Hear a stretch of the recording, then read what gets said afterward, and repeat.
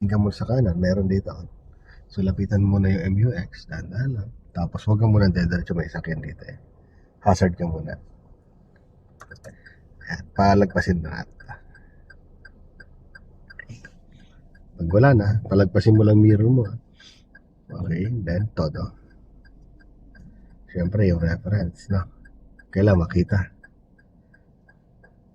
Ayan na. Okay, sakto saan?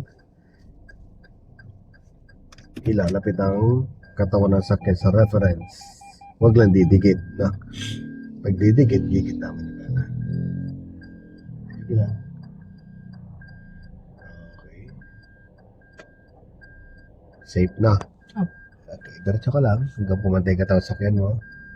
Sa unahan, tingnan mo kung pantay na. Iyo, konti pa. Gitna. Isa pa, gitna mo na pala mo. Okay. Galing. Okay. Pantay na pantay. Ano? Galing.